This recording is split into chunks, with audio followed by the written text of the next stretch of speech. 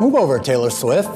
You're not the only one dropping big entertainment news today. You may have heard, Fonny, that she's actually coming out with a new album. She declined our request for comment, but we got the next best thing. Druski, the comedian, actor, entrepreneur, and everything in between, the multi-hyphenate, had a chance, came into the Bloomberg studios earlier today. We had a chance to catch up with him and really talk about just how much the entertainment industry has evolved, particularly for someone like him who got to start on social media and is now kicking off an arena tour next month. Take a listen. I'm actually very excited, man. We've transitioned through a lot of different stages of my career so far, and like being able to say that this is my first arena tour is still mind blowing. But yeah, no, it's definitely amazing, and we're working on so much, man. We got TV shows now. We have a movie on the way. Yeah, it's so much in store. So, was it always your goal to be a comedian? Was that what you grew up wanting to be? Yeah, I think I just didn't know. When I was younger, I used to just want to be funny in school. Yeah. But I got in trouble for it. So I was kind of confused early on because I didn't really know, am I supposed to be doing this? You know what I mean? Because everybody was painted to be like a bad thing in school. So, it is amazing how it actually transpired throughout life. I had to figure out what my purpose was. But yeah, nah.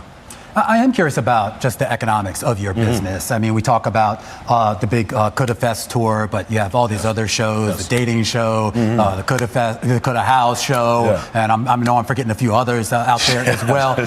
But you're producing all these yourself, right? Yes. Through your own company. So effectively, this is your business. Yes. You control it. Yes. 1,000%. Yeah, 100% ownership. That's what we promote. Yeah. 100%. But there's a reason for it though.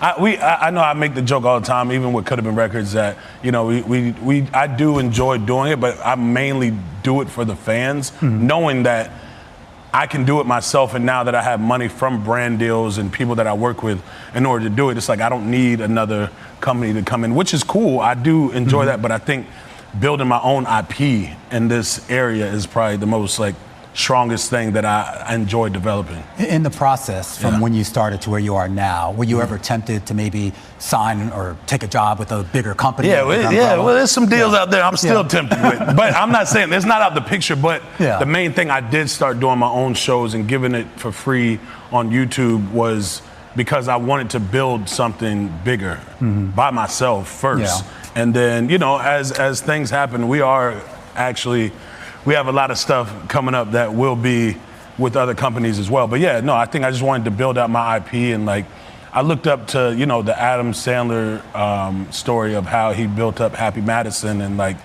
just all his movies and his production company. So I wanted to do the same for mine. When you look at the opportunities out there for the next Druski, whoever that may be coming up, do you think that path that you took will still be there? Yes. With social media, it's moving so fast, and I think so many people are starting to find out that they can do it themselves, which is why I pride myself on what we have done. I hope others will follow that same process and know that if you are getting money from these companies, don't just think that you have to go buy a car or go buy a big house or go just splurge your money. A smart thing you can do is try to build your own IP and try to build your own business around you. So what I would do, let's say Nike, we work with Nike. So if Nike gives me $1 million check, I don't go and put that in my pocket or try to go get a bunch of cool stuff. I'll go and try to spend that money on one of the episodes from my TV shows.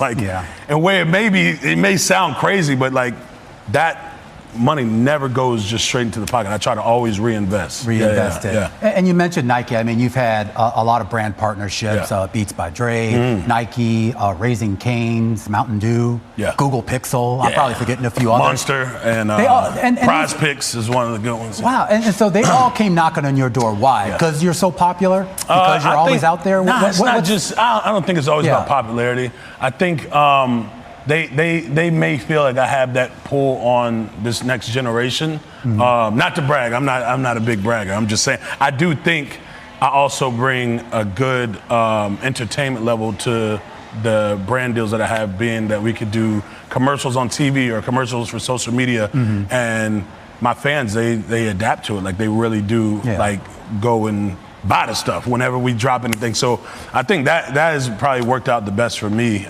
There is some, I mean, looking at some of the clips that have been put out with some of these brands, I mean, there is a level of authenticity. I mean, I hate that word, that I see in what you do compared to other influencers. And I wonder, are you picking sort of brands or products that you maybe use or you have a love for, or are you kind of agnostic altogether? Yeah, we're very picky about who we work with as well. Like, majority of my company, For Lifers Entertainment, we try to make sure that we have a say-so in any of the stuff that we're putting out or any of the commercial stuff. Like, we want to make sure that this is just as funny as the content that I'm putting out by myself. So, yeah, that's definitely marked in the contract before we sign anything with any company, is to make sure that we have say-so on any creative. I do have to ask you about just the idea of protecting your reputation. Yeah. And in the context, obviously, for a Nike or Raising Cane's or whoever, Yes. these big brands are taking a risk, right? Yes. I mean, normally they like to play it safe. They want to make sure that the people they're aligned with aren't going to say, you're funny, but Yes. you've had a few jokes, a few sketches that didn't quite land the right way. You got some pushback. So how do you navigate that? I mean, because you're trying to sort of, not be controversial, but be provocative. Well, I think a a lot of stuff, and I preach about this, like, relationships are key. And, with comedy, they have to understand that comedy is comedy, and sometimes you do have to walk that line of what's funny and what's too far. So I think with having a good relationship with some of these brand partners or some of some of the higher ups in that company, they understand, like, okay, this is fine, and we trust him in this because we know this is how we found him. So being able to have these conversations with some of the higher ups of these companies,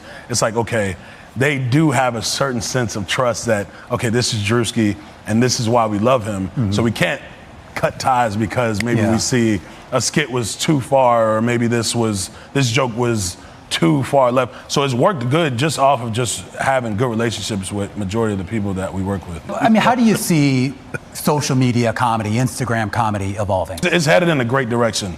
I think social media now, with just the streaming stuff and the Twitch world and us getting into that. So now I'm starting to develop even pivoting my content into the streaming world and like how that works. So yeah, it's definitely headed in a good direction though, for sure.